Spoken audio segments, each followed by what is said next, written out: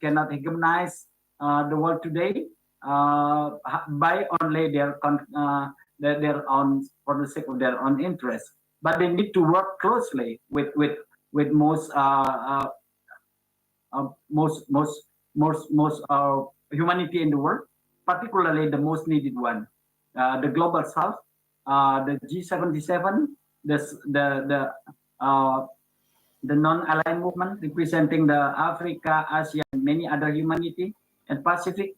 So from my perspective, G7 is not the answer for the world problem, but it is needed the bridge into most of humanity, particularly the global south.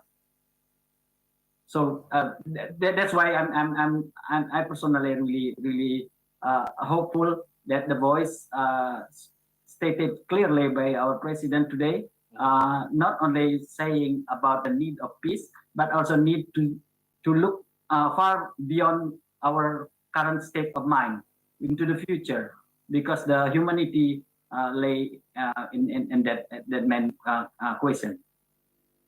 Very interesting, Pak Irawan, sir. If we speak about the major global problems that is obviously not easy to address, and as you explained earlier, the solutions, this needs consolidations of international institutions and organizations to be able to address the problems. So what is your comment on these needs of international institutions, organizations to address the problem by having more consolidation in order to be able to do it, sir? Yes, that's a really important question to answer right now, because the existing structural situation right now, what I mean is the institution to handle the global problem, most of those are not really democratic, dominated by most developed economies, structured and rooted from the history, which is the winner of the World War, become the main dominant factor in, for example, the Security Council. What we need now is not only to democratize the existing global institution, but also reinvent new institution, enabling us to broad a dialogue among part of the world, global south, global north, the future and now. So we really need to reinvent new institution.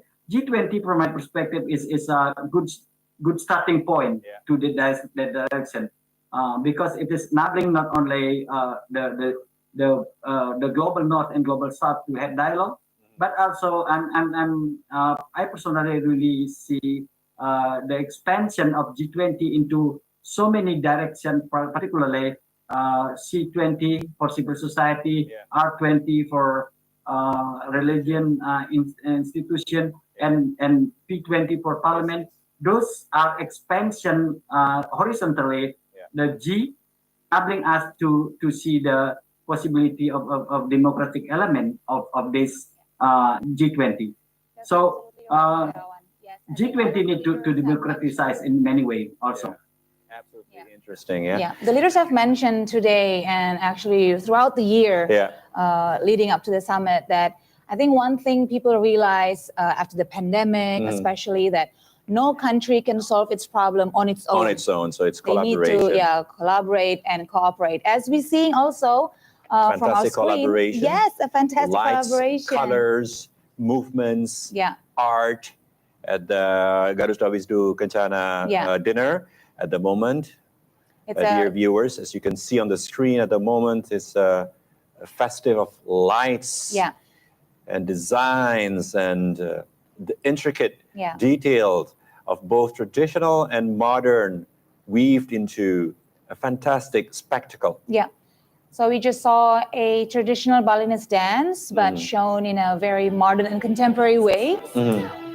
I think they used video mapping, video projection, video mapping, exactly, to tell a story. which is an exciting way Yeah.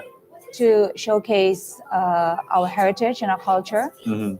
And as you must agree, Uli, that when it comes to putting up shows, the Balinese really know how to do it. Yes, yes. And what's fantastic are, you know, the clips wall is just a perfect place for a light show, you know, to use a projector to promote your ideas. And I didn't see it coming. I mean, I saw the walls and I was like, oh, okay, that's an interesting, you know, piece of architecture that is around the dinner venue, but to use it so creatively for a video mapping projection show, that's actually quite brilliant, and it must be quite a sight for the world leaders attending the dinner right now.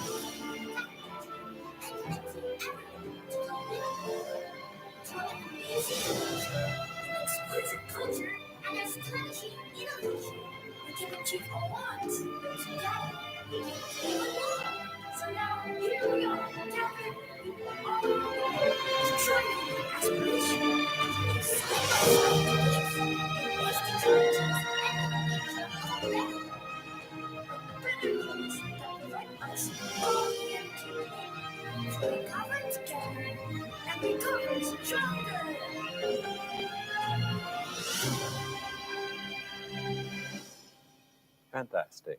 Wow. What a gorgeous light show. And the music is begin to entertain the guests. Okay. Dancers, vocalists, fashion, art.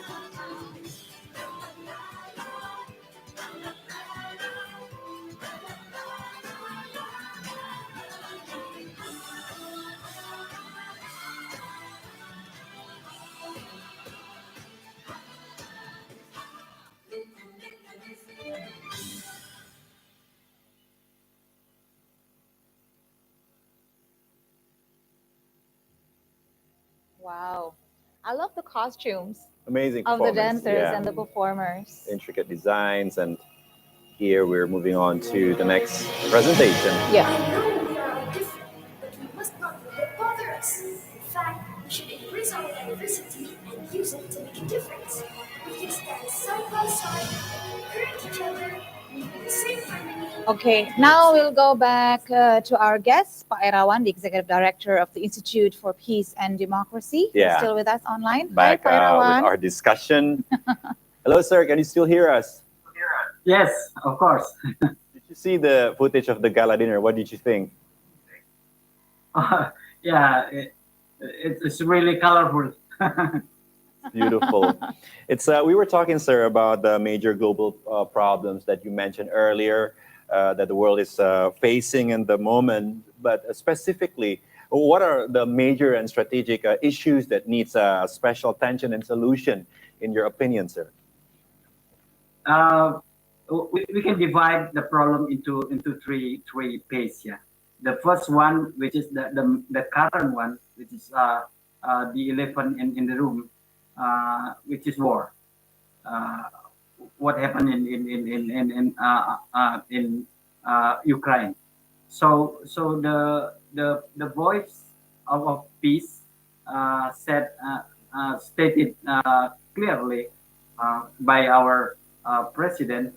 From my perspective, it is really important because that need to be addressed, and then the war need to be stopped, and then to enabling the war to be stopped, I think we need to make sure that all parties involved have need to be given like a nice way of ending the war. From my perspective, that is the only way to make Russia, for example, want to stop the war is by giving a really a good soft landing of peace. And Ukraine, as already stated clearly, that they expect a lot from the G20 to support the idea of making the war stop. Second one, the main problem is related to recovery, where most of the countries economically still complicated by the effect of COVID.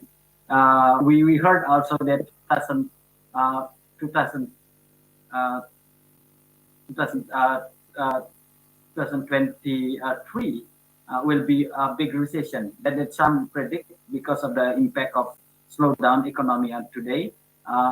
Those need to be anticipated globally because the slowdown economy will affect.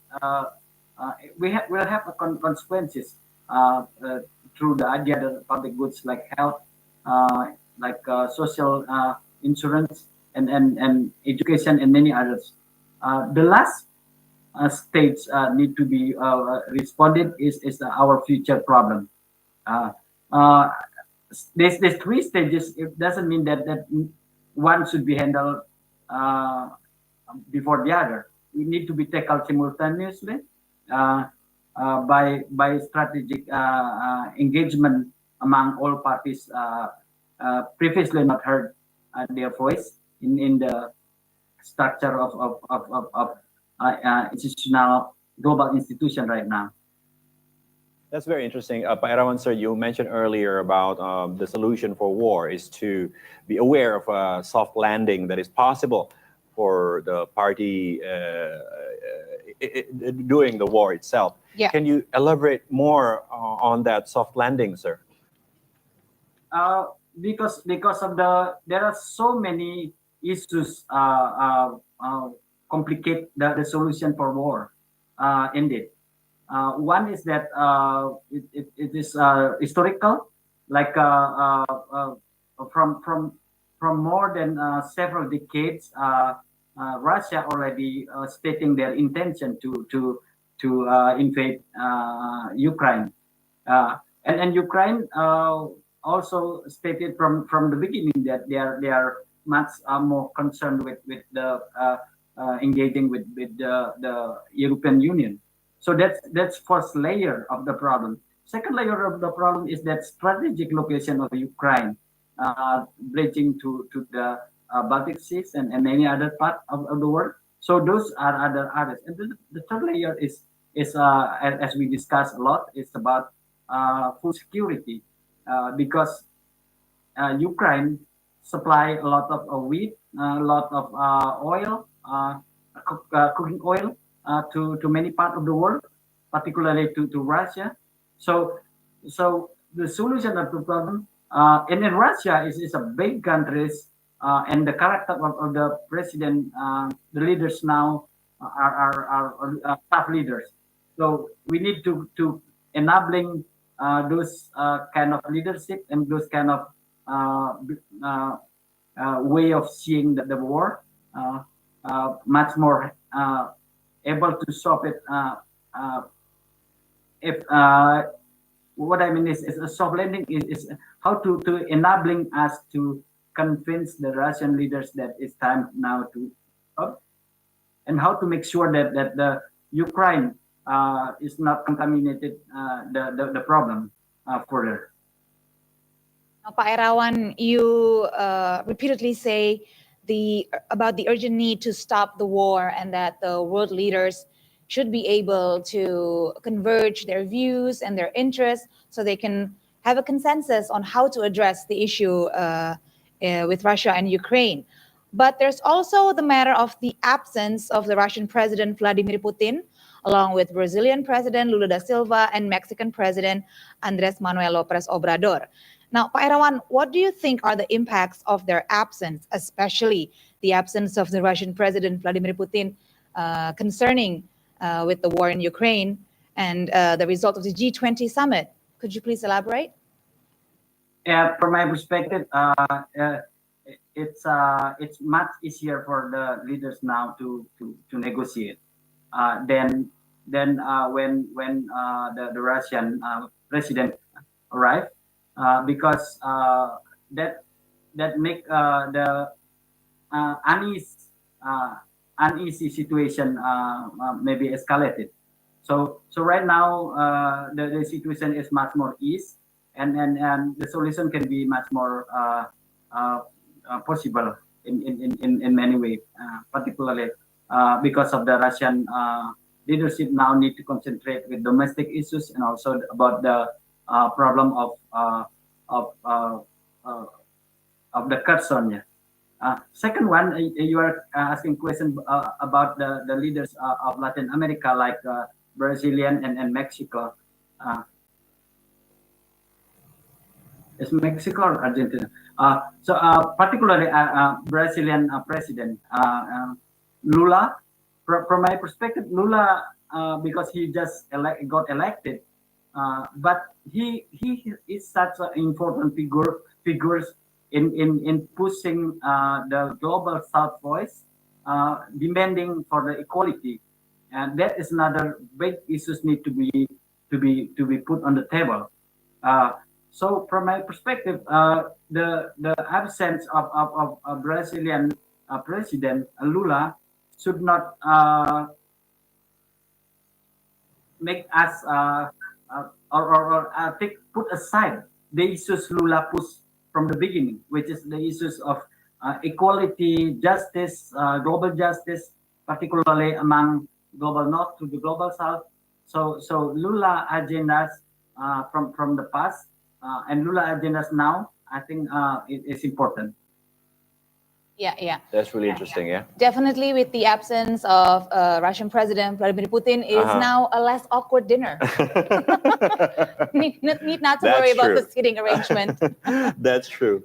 So, sir, what's also interesting, aside from the summit, a lot of people have noticed that bilateral meetings is also is something that people are very interested to see. Yeah, it's very exciting. We see bilateral meetings between Indonesian and US presidents, and also we see bilateral meetings between the US and the Chinese president that definitely have stolen the the limelight. Yeah, it's making headlines It's all over the world. making headlines all Yeah. over the world. And yes, we understood that Biden and Xi Jinping's meeting is extremely important because of the high calibers of both countries and their leaders.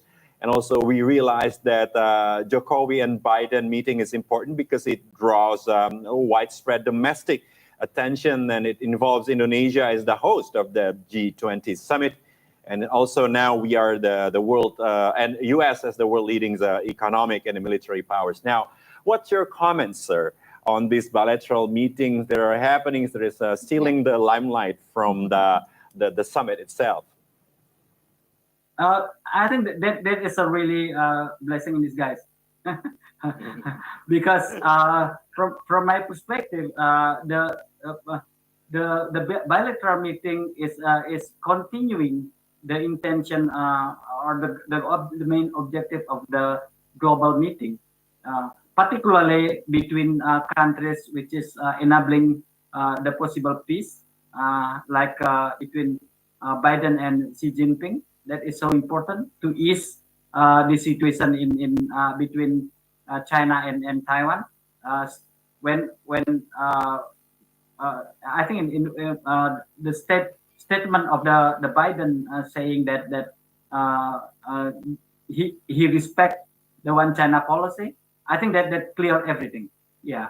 By saying that USA American respect the one China policy, that enabling Biden to state clearly that the human rights violation toward much more to Taiwan is not cannot be supported.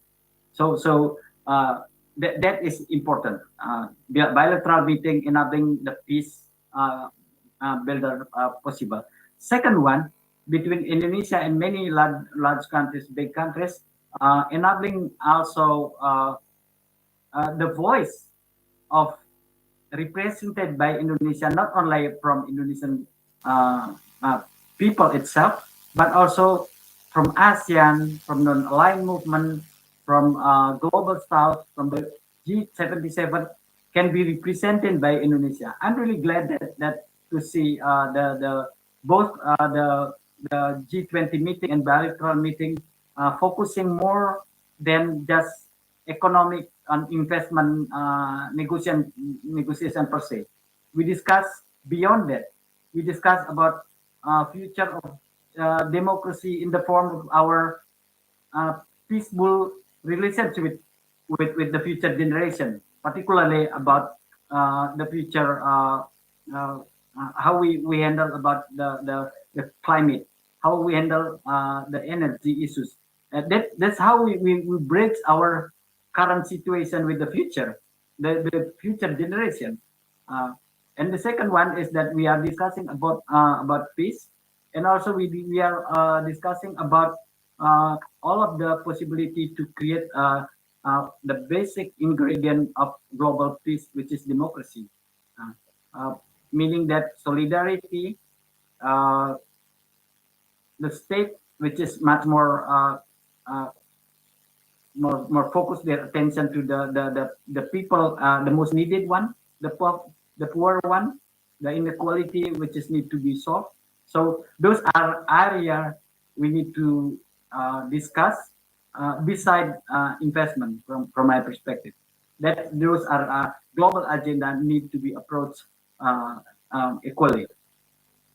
All right, Pak Irawan, thank you so much for your insights. We appreciate how you end your statement on such a positive note. Surely we share your positivity, Yes, and we hope for the best for the summit. Thank you, Pak Irawan. Thank you, sir. Thank you. Bye-bye. So we just spoke to Bapak I Ketut Putra Irawan, Executive Director of the Institute for Peace and Democracy. And now, dear viewers, let's go back to the G20 Leaders Summit Gala Dinner. Let's take a look.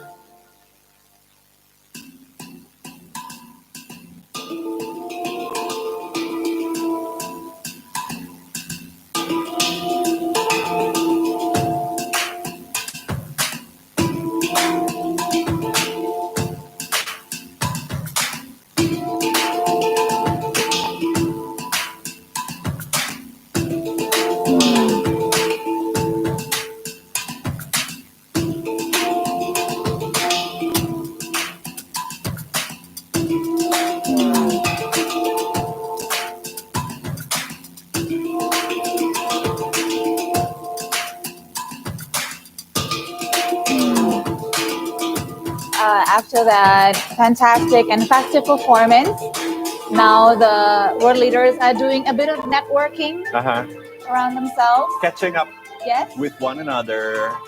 And we also saw Wisnu Tama conversing with Prime Minister Modi. Yes. Discussing about the technicalities of the event, I'm sure. Yeah. I'm sure everyone was really inspired by the performance. Mind blown. And the use of technology, the 3D video projection must also have been quite a sight. And we also saw that President Xi Jinping, I think, was just saying goodbye to President Joko Widodo. Accompanied by the Prime Minister of India. During those saying goodbye, there they are. There they are. I think President Modi was saying, don't go home yet. I think there's still more performances. President Emmanuel Macron. It's not fun without you. Yeah, is now also saying hello to President Joko Widodo. See, a bit of a serious discussion by the side of the table there. Pak Luhut Binsar Panjaitan also doing the rounds, making sure all the guests are comfortable. Yeah. And soon the world leaders will head towards their compounds and take rest for the evening, because tomorrow is still a long day. And we have plans to take the world leaders to do the mangrove trek, I believe. Yeah. Okay.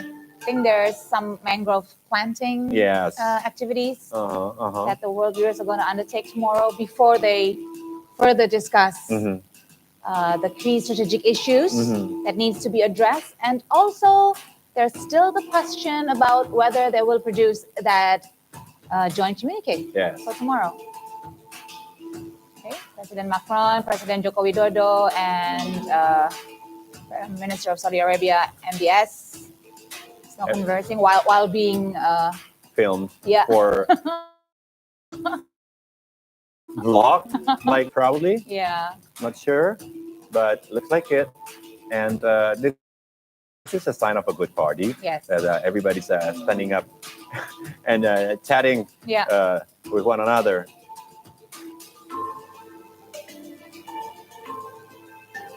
So a lot of powerful world figures is gathering here. Yeah. So very exciting night that we get to entertain these world leaders. Yeah. And also to get a feel of, different characteristics of this leader, that leader from different culture. So this is traditionally dinner is a event for coming together to break bread.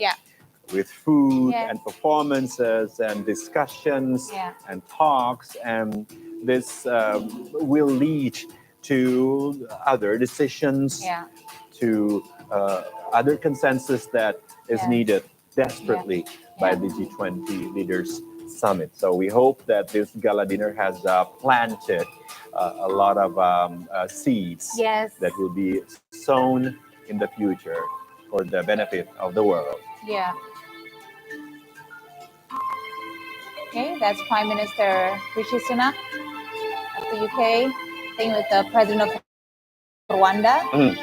I believe the Prime Minister is the only guest wearing a batik with the hands rolled up. That's a pretty unconventional way of wearing the batik shirt. Maybe someone should tap him on the shoulder. But I'm sure Changu approved. Okay, we see President Joko Widodo sharing some candid laughs. With President Macron.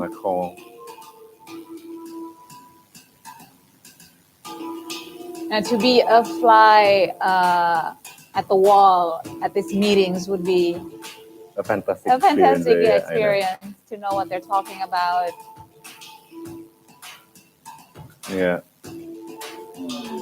It's such a relief to be able to play the part of a good host during this historic events in Bali, and seems like Indonesia, one of Indonesia's specialties, is throwing a great party. Yeah, we were just commenting off air about how Prime Minister Modi seemed to be congratulating Pak Wisnu Tama on the success of the performances, again proving his ability to produce a great show. Yeah. After the success of the Asian Games. And now for the G20. Correct. Hopefully this will solidify Indonesia's position as a great party thrower.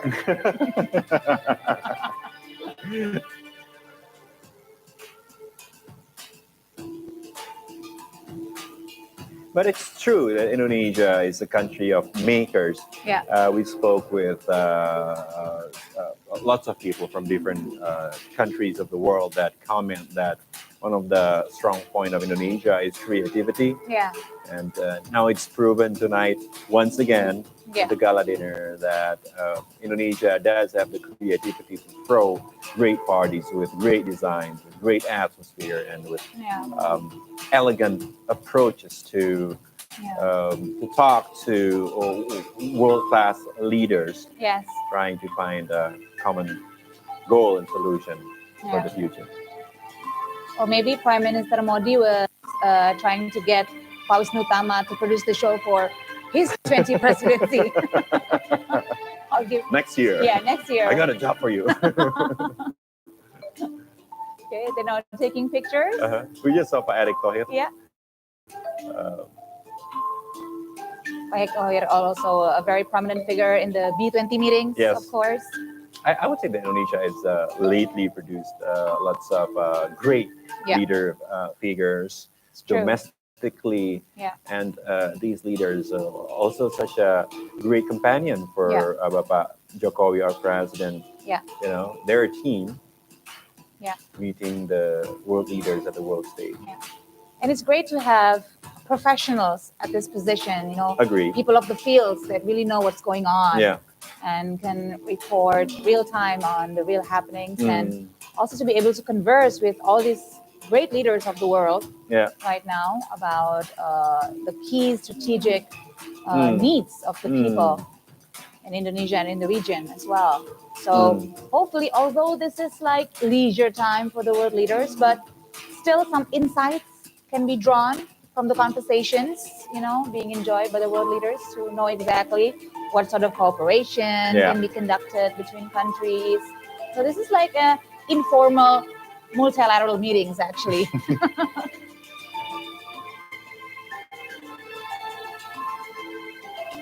I think that's the UN Secretary General, His Excellency Antonio Guterres,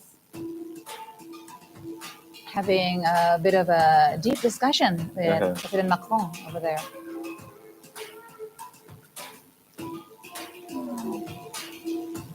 Everyone's just congratulating Bapak Jokowi. Yeah.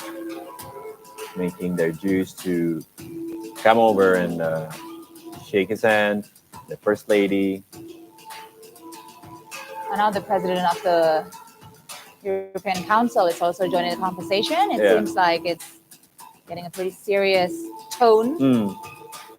So the Secretary General of UN put out some strong words actually at the press conference. He urged that the world leaders at the summit, they must produce like real action, real statements that can have true impacts, especially about number one, the war, and number two, about climate change. Right.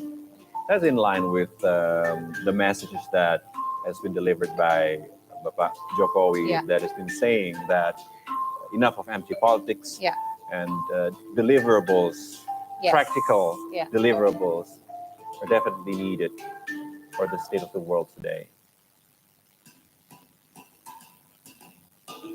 So one by one, the world leaders are starting to make their way towards their compound to take a rest, and the evening, the gala dinner, flown by so quickly with the performances from Indonesian artists and also fantastic light designs, the grace, the murals of Garuda Wisnu Kencana Cultural Park, Bali.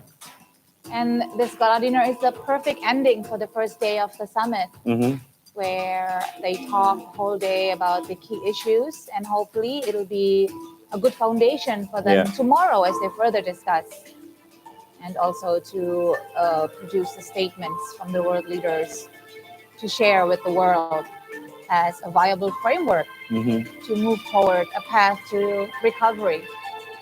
Because that's the fundamental reason of the existence of the G20. Yep.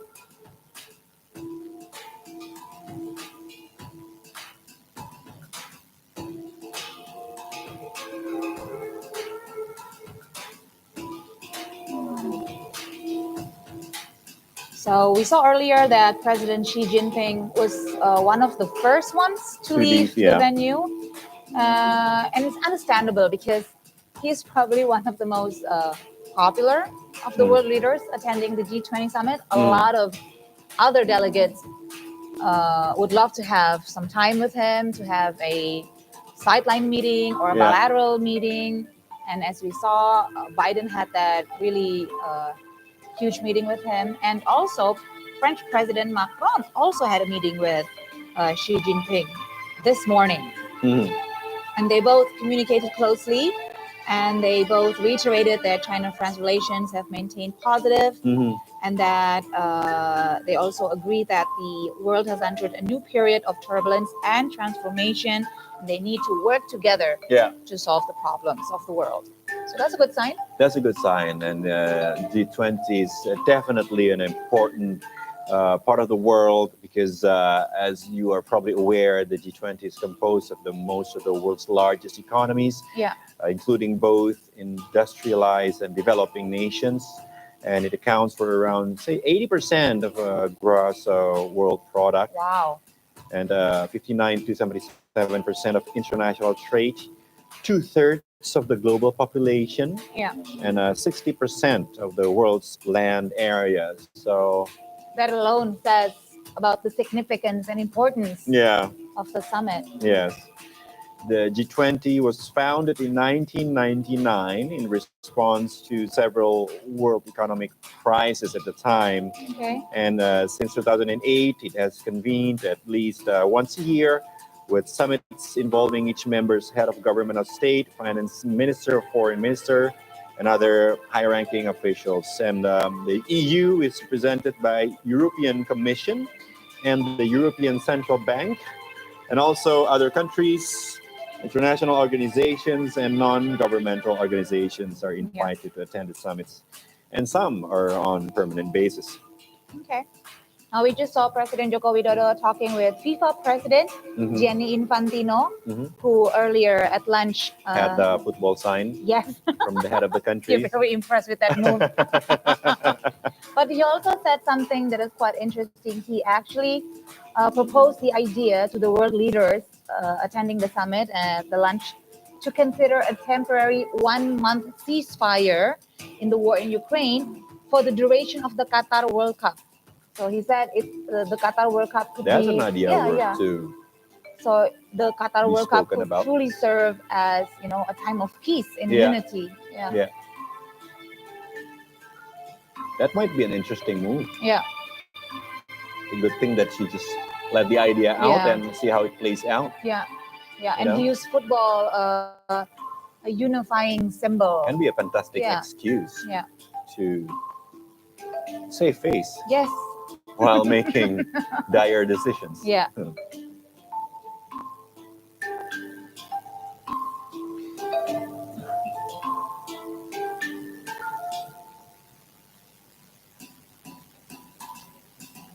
Now, of course, the eyes of the world are now looking at Bali, the place where the G20 Leader Summit is taking place, and that is why it is affectionately called the Bali Summit.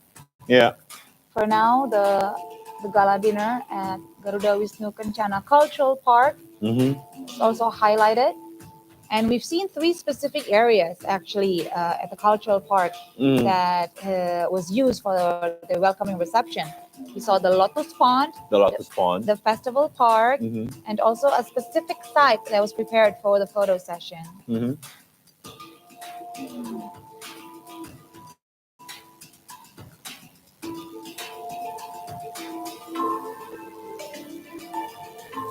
The Prime Minister is taking selfies.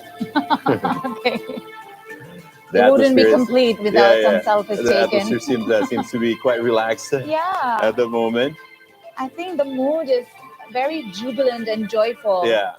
Everybody is enjoying themselves. That's great to see. Yet to be seen tomorrow about what's going to happen and what would be the conclusion of discussions. And as you know, there are 20 members in the group currently as of 2022. There's Argentina, Australia, Brazil, Canada, China, France, Germany, India, Indonesia, Italy, South Korea, Japan, Mexico, Russia, Saudi Arabia, South Africa, Turkey, United Kingdom, United States, European Union, Spain, United Nations, World Bank, African Union, ASEAN, and other organizations are permanent guest invitees. Yeah. The world is literally in Bali right now. Yeah.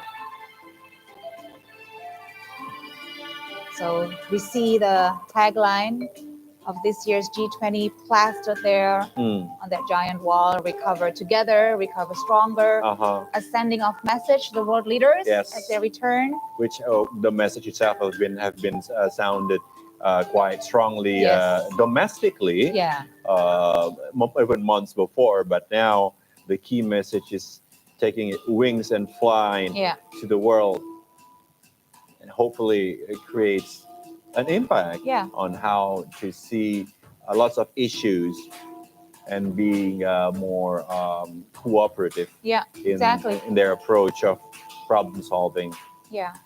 Cooperation, collaboration, working together. That's the only way to solve all the issues. Pak Luhut is also feeling very happy right now, very satisfied with the result. The hosts are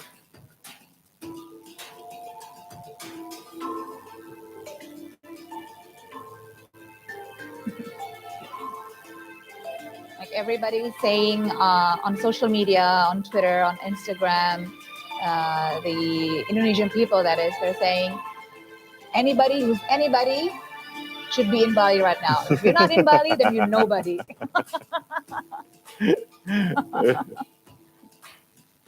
Because we see the most powerful people in the world is in Bali. The most powerful people in Indonesia is also in Bali. Okay, Pak Jokowi, I think, is now leaving the venue. So that concludes the evening in such a positive note. It does. Perfect way to end a long day. Maudi Ayunda, one of the representatives from Indonesia. Also. She took part in the Y20 events. Youth.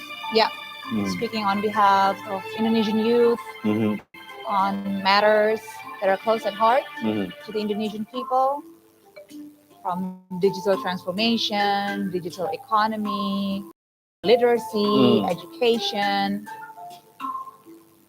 She's been quite successful in this task, actually. She's done us proud.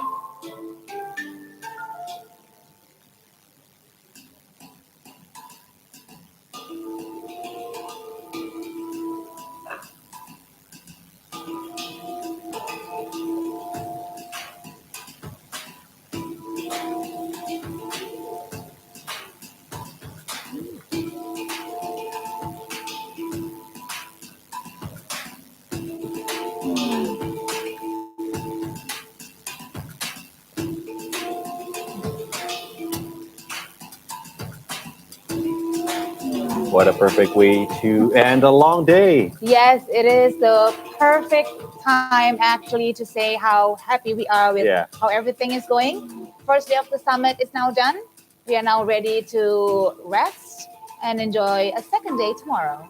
Definitely. So that's been a fantastic leg this afternoon, and we wish you good recovery.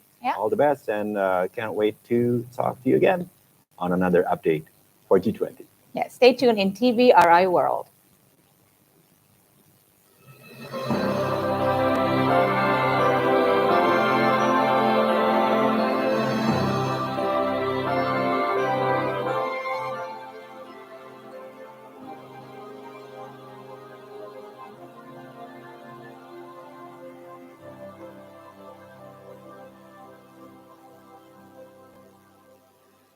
People of the world, we are in jeopardy. Striving times to act in solidarity. Our wish to heal the world, we shall do whatever must be done.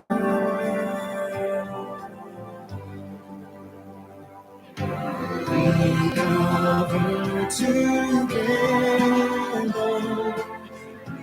we cover stronger. Navigate the sea of change. We have always overcome hand in hand. We cover together. We'll recover strong.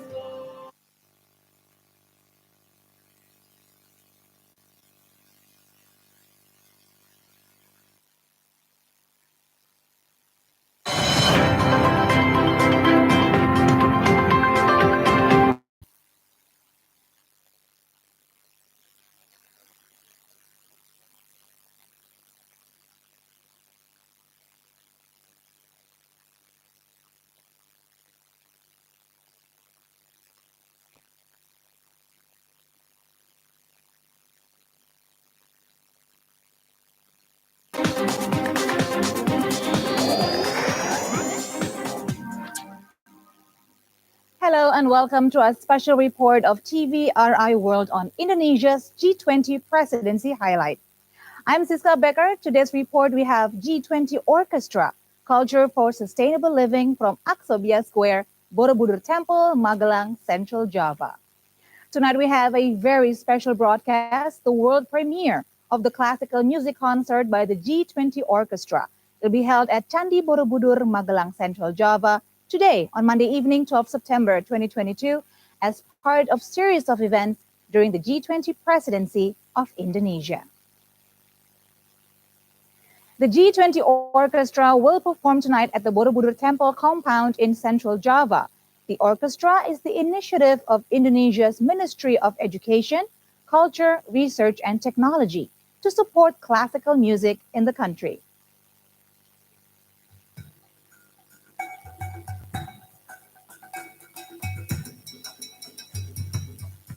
The Borobudur Temple in Magelang of Central Java will host tonight the G20 Orchestra, a new musical ensemble formed by Indonesia, which chairs this year's Group of 20 presidency.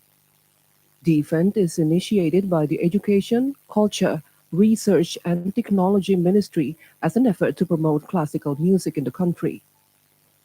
The G20 Orchestra is Indonesia's inheritance to the G20 and will become a legacy in history of classical music as it consists of talented musicians from 18 countries. The program will feature not only general classical compositions, but also contemporary symphony. Founder and art director of the G20 Orchestra, Ananda Sukarlan, says the initial plan was to form a gender equality ensemble with a balanced involvement of women and men participants. But it's now accomplished with 26 female and 34 male musicians. He added that the G20 Orchestra started with an open audition for Indonesians as a form of transparency to find and give the opportunity to the young talents from all over the country. Most of the Indonesian musicians joining the G20 Orchestra are not known in Indonesian classical music circle, but they have unique musical abilities and have joined orchestras in Jakarta. Among them is violinist Toby Winarto, an American born to Indonesian couples and raised in the United States. The orchestra involves some 60 musicians, including 35 Indonesian musicians, also joining 4 most prominent classical Indonesian vocalists, winners of the Ananda Sukarlan vocal competitions from 2011 to 2021, namely Mariska Setiawan and Pepita Salim as sopranos, Nick Lucas as tenor, and Kadek Ari Ananda as baritone. Pianist Calvin Abdil, the third prize winner of the Sydney International Piano Competition in 2021 and the Ananda Sukarlan Award Piano Competition in 2020, will also appear in the orchestra. Since 2020, both the Ananda Sukarlan Vocal Competition and the Ananda Sukarlan Award Piano Competition, which have found talented musicians, have been handled by the Education, Culture, Research and Technology Ministry as an attempt to map classical music talents in Indonesia who will perform in various events like the G20. The orchestra has now had a new phase as Indonesia is hosting many G20 events, including meeting of the education ministers from the member countries. Ananda expressed his appreciation to the other young musicians who have demonstrated their promising quality but don't have the opportunity to join the G20 orchestra this time. He expected after the world premiere from the Aksobia stage in the Borobudur Temple courtyard tonight, the orchestra will continue to perform in the coming years under the G20 presidency of other countries. And now let's learn more about the very first G20 orchestra concert from Aksobia Square, Borobudur Temple, where TVRI World's reporter Aisha Fabian is already standing by right there at the venue. Hello, Aisha. How's the event going right now?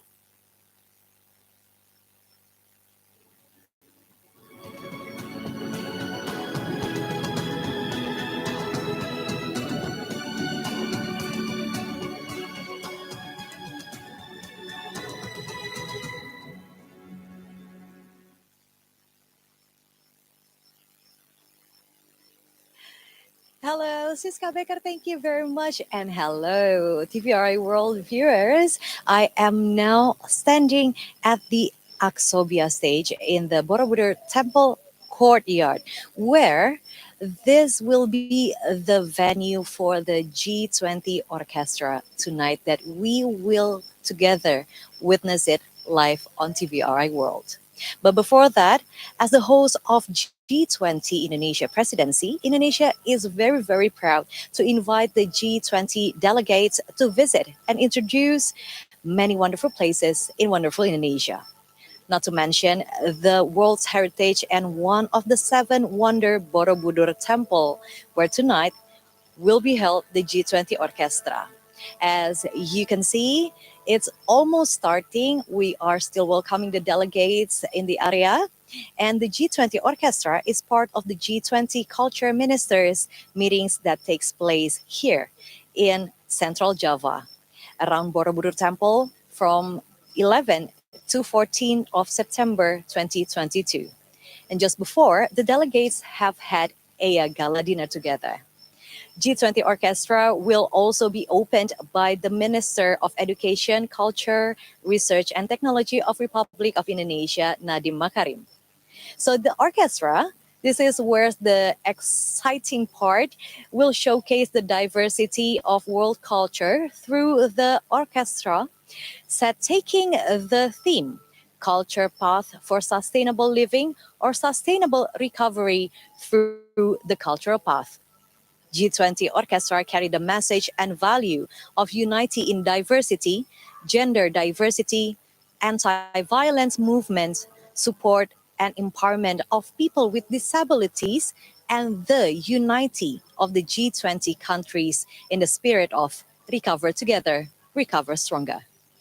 G20 Orchestra will present 35 musicians from Indonesia and 31 musicians from the G20 member countries, including South Africa, Saudi Arabia, Mexico, Argentina, Australia, Brazil, India, Italy, Canada, South Korea, Russia, Japan, also from the United States, the United Kingdom, European Union, Spain, Germany, and also France. Indonesian maestro Ananda Sukarlan is appointed as artistic director, where Unistong as the conductor, and soloists from Indonesia, like Calvin Abdiel Tambunan on the piano, Pepita Salim for soprano, Mariska Setiawan in mezzo-soprano, Nicodemus Lucas in tenor, and Kadek Ari Ananda.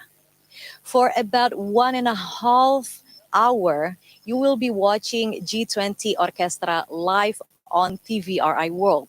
The repertoire will be divided into 4 productions. The first one is from Ananda Sukarlan, The Voyage to Marrakesh, and also will be performing Aborigine singer. And the second production will be from Sir Michael Tippett from United Kingdom. And also the third production will be performing Sergei Prokofiev from Russia. And the fourth productions are songs and arias around the world. How exciting is that? Because I am very, very excited right now. And what makes it more interesting, the G20 Orchestra also presents the awareness of gender equality, where the compositions of the event performers will consist 50-50, like 50 females and 50 other males for the performers. Also in support for empowerment, the people with disabilities, musicians with disabilities will be performing with the spirit of newness and sustainability. The performers in the event are also filled with talented musicians who are under 30 years old. The G20 Orchestra is a concrete proof of collaboration in culture by the G20 member countries. So in just a moment now, we will together witness the magical collaboration in the world. I am Aisha Fabian reporting from Borobudur Temple. Back to you, Siska Becker, from the studio. Thank you, Aisha, for giving us background and context of the concert. It must be such a wonderful experience to be there in person to witness the very first G20 orchestra event at Candi Borobudur. It is truly a historical moment for the classical music community in Indonesia. Now, senior pianist Ananda Sukarlan and friends are preparing a special orchestra called the G20 Orchestra at the Borobudur Temple Complex in Muntilan, Magelang, Central Java today. Talented musicians from various parts of the world will take part and collaborate in the G20 Orchestra. Senior pianist and the artistic director of the G20 Orchestra says, according to him, the special orchestra concert, which will be part of events to support Indonesia's G20 presidency, will promote collaboration and gender equality in the world of art, especially classical music. He said that at present, the classical music is still dominated by men, but in this concert will prioritize gender equality.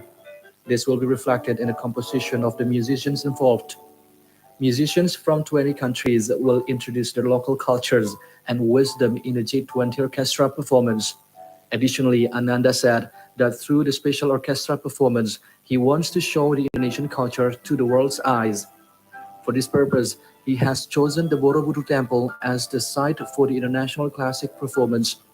He said there are about 60 international musicians who will collaborate with Indonesian musicians in the G20 orchestra. Sukarlan hoped that the G20 orchestra will become Indonesia's legacy in the history of classical music in the international arena.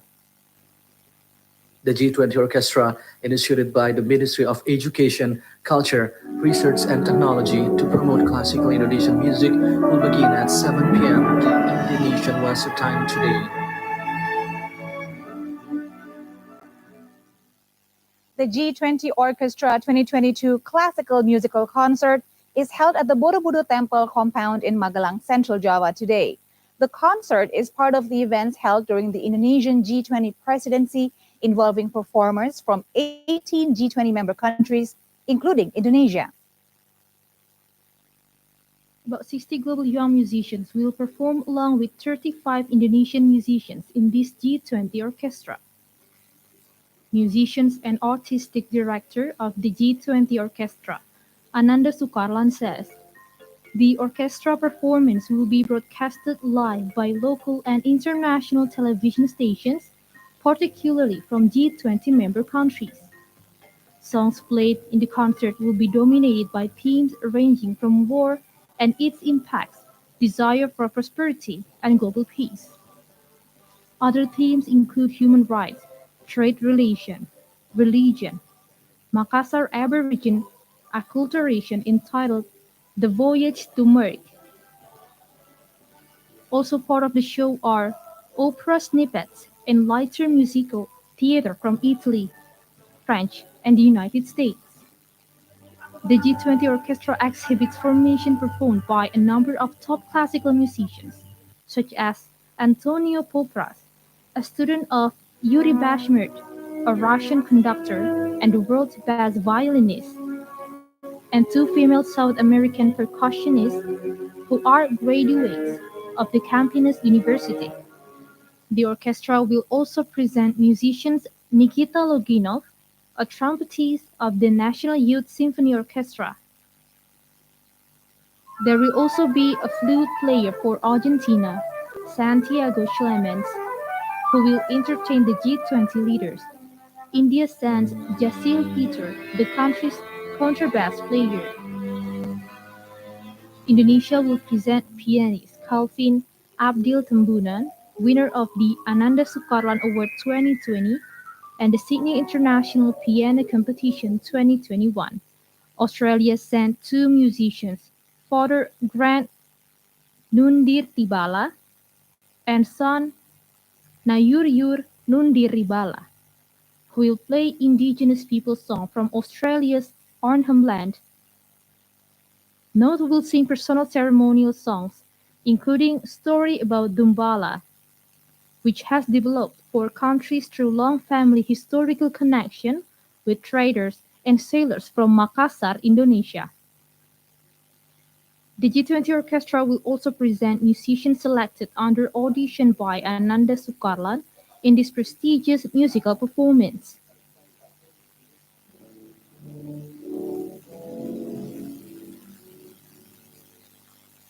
The enchanting G20 orchestra that will be held in the Borobudur Temple complex this evening will be led by Indonesian senior pianist Maestro Ananda Sukarlan. As an artistic director of the G20 orchestra, Ananda will lead various talented young musicians coming from G20 member countries. Let's find out more about the talented Ananda Sukarlan. Here is his profile. Ananda Sukarlan is a famous Indonesian pianist and composer. He is the founder of the Indonesian Literary Music Foundation, or YMSI. Ananda is also active in international sphere in collaboration with Fundación Música Abierta in Spain. He composes classical music for children with disabilities. Born in June 10, 1968, Ananda has been able to play the piano since he was a child. His first piano teachers were Sutarno Sutikno and Rudi Laban. In 1986, Ananda Sukarlan graduated from high school, and later he continued his study at the University of Hartford in Connecticut, the United States, after obtaining a piano Petrov scholarship from the university. After that, he further studied at the Koninklijke Conservatorium Den Haag. Under the guidance of Naum Hubert, he graduated summa cum laude in 1993. His name began to be recognized worldwide when he regularly performed in international festivals. He also performed in a number of state events in Europe. In fact, in 2000, he was invited by Queen Sofia of Spain to perform in a concert in Madrid. His name is known in classical music circles. Throughout his career, he has received a number of awards, one of which is the first prize of Nadia Boulanger. He also won International d'Orleans in Orleans, France in 1993. Ananda's career is further flourishing. He becomes the only Indonesian to be included in the book, The 2000 Outstanding Musicians of the 20th Century, which contains the biography of 2,000 people who are considered fully dedicated to music. These days, his outstanding talent has made him famous and successful composer in Indonesia and Europe.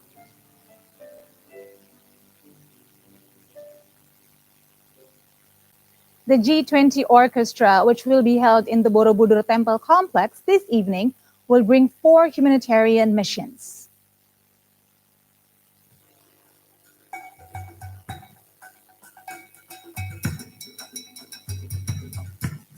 The government is trying to introduce local culture and wisdom as part of the agenda of Indonesia's G20 presidency. For this purpose, the Ministry of Culture, Education, Research and Technology is hosting the Education and Culture Ministerial Meeting of the G20 member countries in the Borobudur Temple Complex in Muntilan, Magelang, Central Java on September 12th to 13th. Series of G20 activities are held during the G20's Education and Culture Ministerial Meeting to promote the spirit of togetherness in line with the theme of Indonesia's G20 presidency, Recover Together, Recover Stronger. As part of the ministerial meeting, a classic musical performance called G20 Orchestra will be also held at the Borobudur Temple Complex, which will begin at 7 p.m. today. The musical performance will be led by noted composer and pianist Ananda Sukarlan, the first and the only Indonesian musicians included the list of the 2,000 outstanding musicians of the 20th century.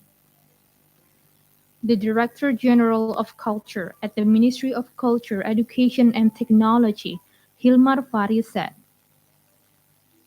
"This G20 orchestra does not only promote culture and gender equality, but also have 4 other humanitarian missions, namely to promote local culture or local wisdom, to respond to the economic, environmental, and social challenges raising due to the pandemic, to prepare for a new normal, and to introduce a strategy that can ensure a fair and equal culture ecosystem in the world." The G20 Orchestra event led by Ananda Sukarlan prioritizes gender equality as reflected in the composition of the musicians involved in the show. Members of the orchestra consisted of men and women in the equal number. Ananda Sukarlan has been appointed by the Ministry of Education, Culture, Research and Technology as the founder and the artistic director of G20 Orchestra. We will now go to Borobudur Temple in Magelang, Central Java, to see the very first G20 Orchestra concert that will be held there, and we are going to see the opening part of the event. Let's see how the preparation is going and if we are ready to see what the event will be like.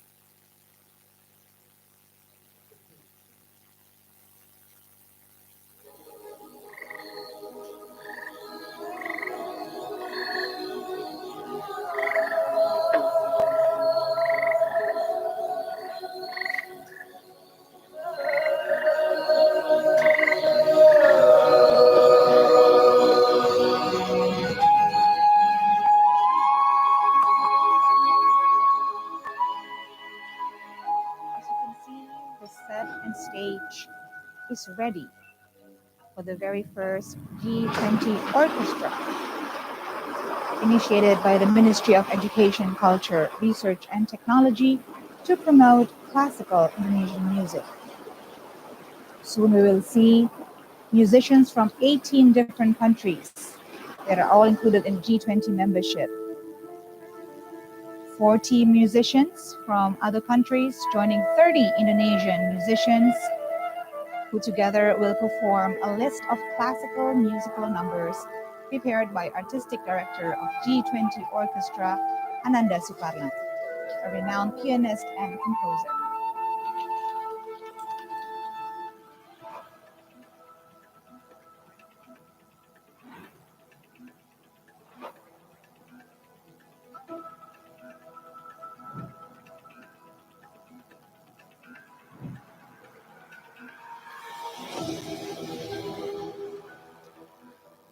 Ananda Sukarlan, the artistic director, has said that the G20 Orchestra would be Indonesia's legacy for the group of the world's 20 largest economies, calling the orchestra a disruption in the classical musical world with its gender equality and youthfulness.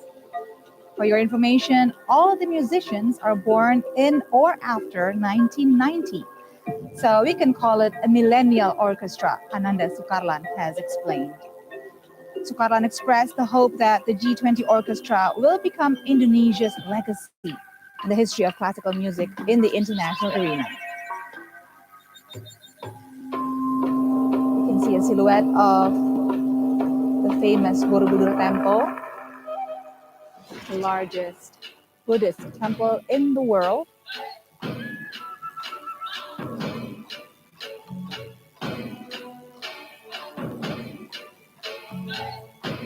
No wonder that it is chosen to be the beautiful backdrop of the very first G20 orchestra concert. Borobudur, a 9th century Mahayana Buddhist temple, is the world's largest Buddhist temple. Consists of 9 stacked platforms, 6 square and 3 circular, topped by a central dome. A dramatic backdrop to this dramatic event, especially for the classical music community in Indonesia and also for other G20 countries whose musicians represent them right now on the stage.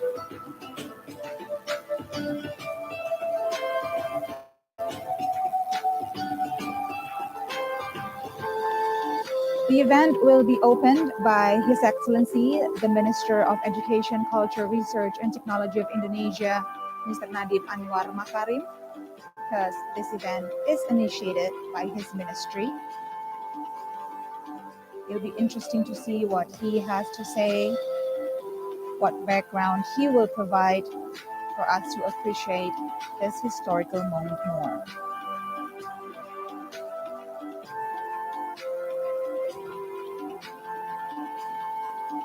Now, to give you a little bit more background on the orchestra itself, the newly founded G20 Orchestra will have some world's best musicians featured in its world premiere tonight at the Borobudur Temple. Ananda Sukarlan, the founder and artistic director of the G20 Orchestra, has said that several countries had answered his request by sending their best instrumentalists to join the orchestra.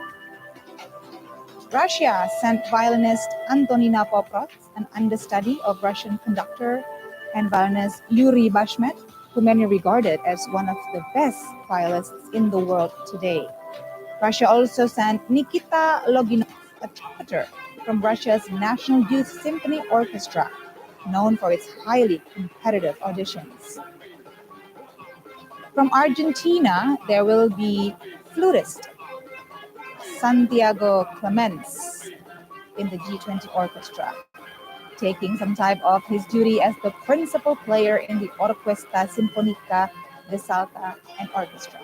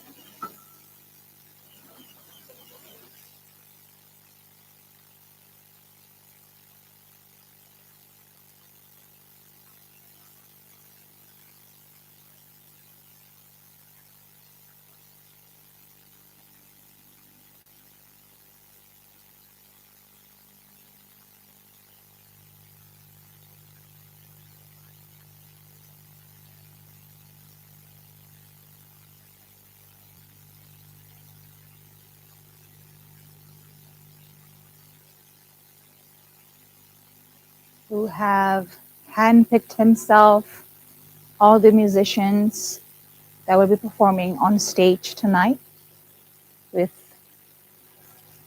the amazing Borobudur Temple as their background. Guests are still arriving, invitees from the G20 delegates from different countries, especially from the countries that are represented on the stage. With 18 different nationalities, it is truly a multinational collaboration.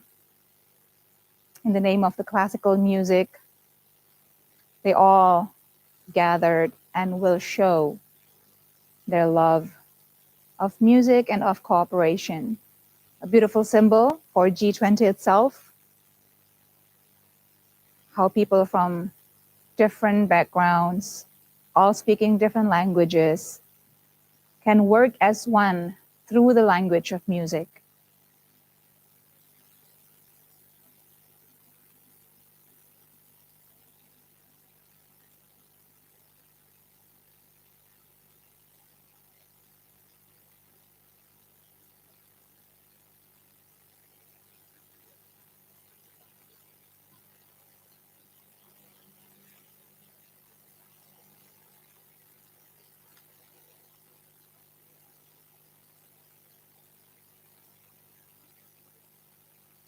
As guests are still being seated, everybody is still also waiting for the Minister of Education, Culture, Research and Technology of the Republic of Indonesia, His Excellency Nadiem Anwar Makarim, to enter the area to give the welcoming speech before the G20 orchestra will be presented for the very first time on a G20 event.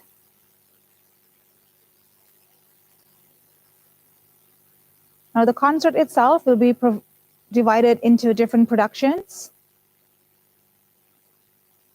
For the first production, they will perform The Voyage to Marège, composition by Ananda Sukarlan from 2017.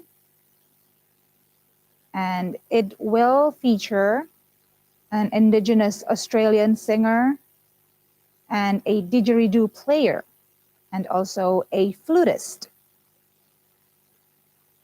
as the main instrumentalists of this production.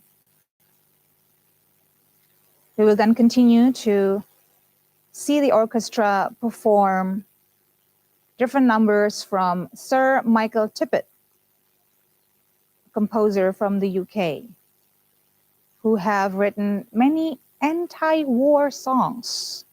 So that would be an interesting take from Ananda Sukarlan to bring along to this event, to this orchestra concert, considering the state of the world right now. The message of peace and stability would be an important one to be embraced by all G20 members.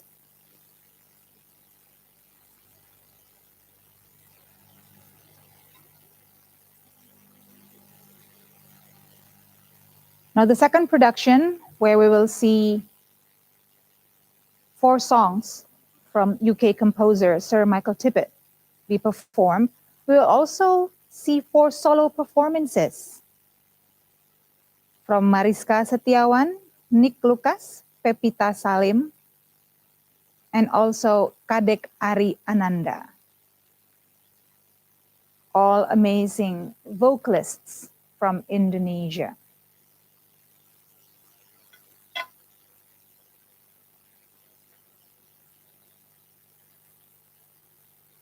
Please rise for the national anthem of the Republic of Indonesia, Indonesia Raya.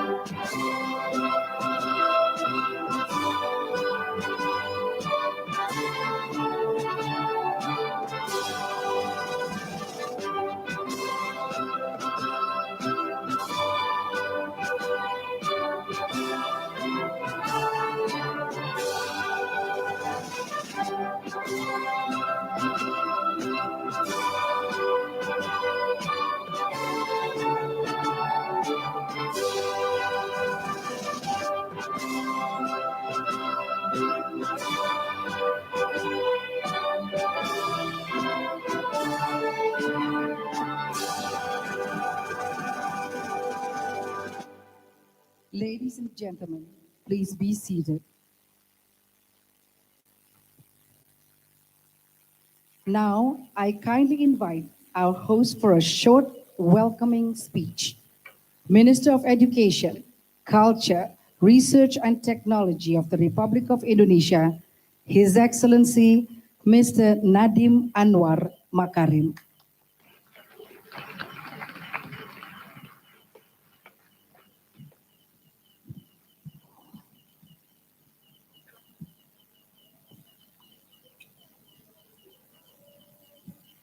Ladies and gentlemen, thank you very much. Bisa ditayangkan? Speech-nya belum keluar.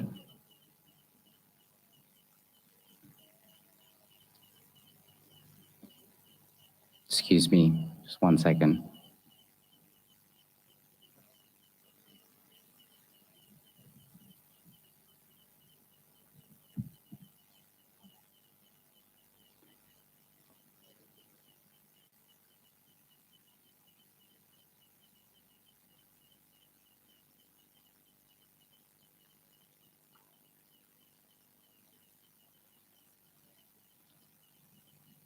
Yes.